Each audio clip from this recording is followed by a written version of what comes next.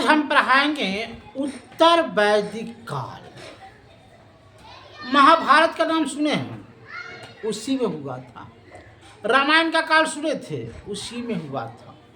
आपको कहता होगा, मैंने नासा का जो वैज्ञानिक है उसने राम के जन्म का प्रमाण पत्र निकाला। आप उत्तर वैदिक काल पढ़िएगा तो उत्तर वैदिक काल में देखिएगा कि किसी भी किताब में उत्तर वैदिक काल देखिएगा तो 1000 से 600 वर्ष तक उत्तर वैदिक काल है। रामायण कब हुआ? तब 5000, आज से 5000 पीछे चले जाइए, उस काल में रामायण हुआ। तो ये हम नहीं कहते हैं, ये नासा के वैज्ञानिक ने निकाला। 5443 ईस्वी को राम जी का जन्म हुआ और ठीक पहले उनका हनुमान जी का जन्म हुआ।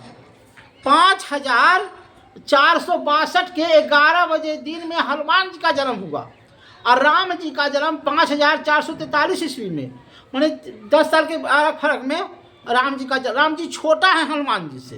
पहले हनुमान जी का जन्म हुआ, तब राम जी का जन्म हुआ। बाली सुग्रीव का जन्म राम जी से पहले हुआ है। ये हम नहीं कह रहे हैं, ये नासा का वैज्ञानिक कह रहा है। राम सेतु का नाम सुने ना, राम सेतु, उसके पत्थर को निकाला गया 80 कार्बन डेंटिंग से नापा गया, तब 5000 पीछे वो बताया।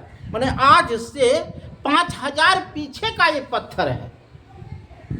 ये पत्थर जो है 5000 पीछे का है। तो उत्तर वैदिक काल जो हमको कहने का, उतना हम नहीं जाएंगे डीप में। कहने का मतलब हुआ कि उत्तर वैदिक काल 1000 से 600 वर्ष तक चला।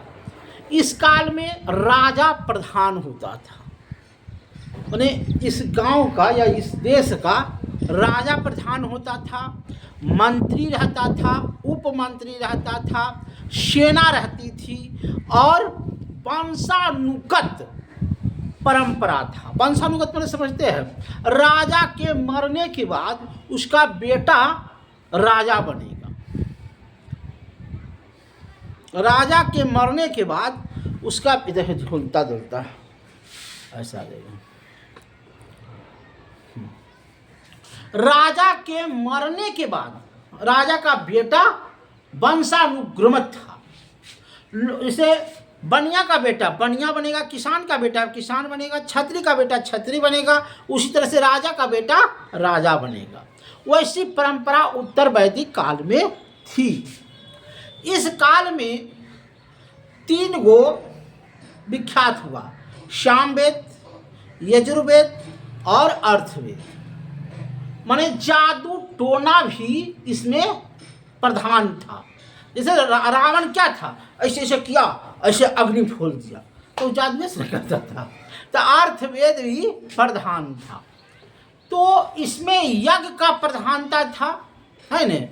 उसमें यज्ञ होता था, स्तुति होती थी और यज्ञ के माध्यम से माने भगवान को बुलाया जाता था। देखिए, हम इसलिए कहते हैं रामायण काल में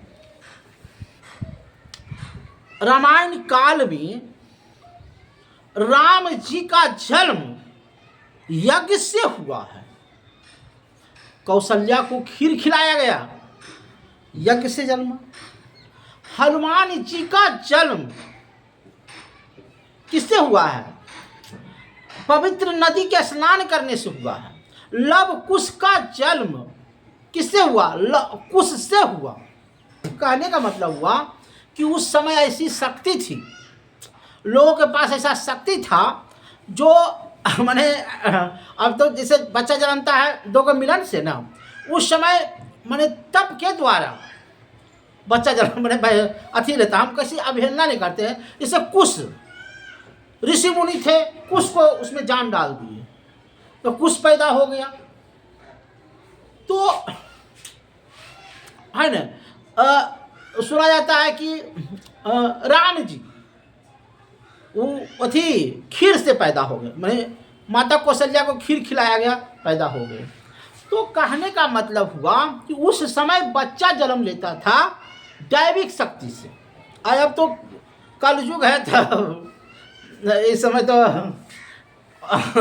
किसका बच्चा किसका है पता नहीं चलता। अच्छा छोड़िए सब बात। उत्तर वैदिक काल पहले लोग सरस्वती नदी को पूज्य मानते थे, सरस्वती नदी को पूज्य मानते थे।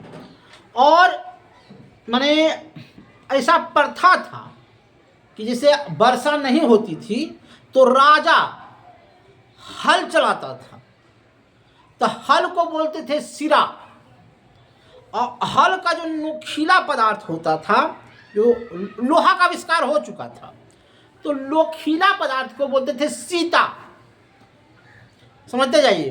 तो हल को बोलते थे सिरा और सीता को चलाने से वर्षा होती थी। माने उस समय क्या था, प्रावधान नहीं था।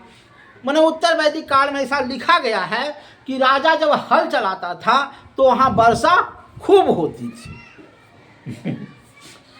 गाय का और निष्काय, निष्का मतलब अन्न का व्यापार होता था। जैसे हमारे पास 500 गाय है, 100 गाय हमने बेचा, किसी को बेचा तो उसमें हमको पैसा मिला। वहाँ पैसा था, माने उसको बोलते थे मुद्रा, माने असरफी बोलते थे। तो उससे हमको क्या होता था, व्यापार होता था गाय का। जो धनी व्यक्ति था, माने जिसके पास पूरा धन था, उसको बोलते थे गौमत। अरे भाई गौमत हकीम, धनी व्यक्ति हकीम। और धनी व्यक्ति क्या है, जिसके पास गाय है, 1 लाख गाय है तो धनी व्यक्ति हो गया। नहीं, जिसके पास घोड़ा है, 1 घोड़ा है, उसको धनी व्यक्ति बोलते थे। पुत्री को दुहिता बोलते थे, दुहिता, पुत्री को दुहिता, ये दुहिता है। पुत्री को पुत्री नहीं बोलते थे, पुत्री को दुहिता बोलते थे। पशु जो माने खुला मैदान रहता था, माने इतना ज़मीन जो है, अभी ना ज़मीन माने आपको टुकड़े टुकड़े में है, पहले वहाँ ज़मीन होता था परती, और उसको बोलते थे सिल्क भूमि। सिल्क भूमि का मतलब होता है कि यहाँ गाय चरने के लिए यहाँ परती ज़मीन छोड़ दिया गया है। शूद्र का एक देवता होता था, शूद्र का एक देवता होता था जिसको बोलते थे पुषण भगवान। और इंद्र की महत्व बहुत ज़्यादा था, अग्नि की प्रधानता बहुत ज़्यादा था। जैसे वहाँ लोग जो था मंत्र से अग्नि पैदा कर देते थे, मंत्र ऐसा कुछ मंत्र बोलते थे तो अग्नि का प्रधानता बहुत ज़्यादा था, है न। बृहद उपनिषद उत्तर वैदिक काल में मिलता है न। गंगा और जमुना का वर्णन हुआ है। लोहे की खोज, लोहा की जो खोज हुआ है वो उत्तर वैदिक काल में हुआ है न। तो उत्तर वैदिक काल जो था एक राज प्रथा थी, राजा का पुत्र राजा होगा, यही सब प्रथा थी। अब होता है कि महाजन पद, महाभारत बीत गया, रामायण बीत गया, तो आया किसका, महाजन पद। तो 16 महाजन पद है, 16 महाजन पद है, जिसमें राजगीर का राजा जरासंध था, राजगीर महाजन पद है। तो कल हम आपको महाजन पद बताएंगे, 16 महाजन पद जो था उसकी चर्चा कैसे हुई और 16 महाजन की कैसे चर्चा हुई, ये कल बताएंगे।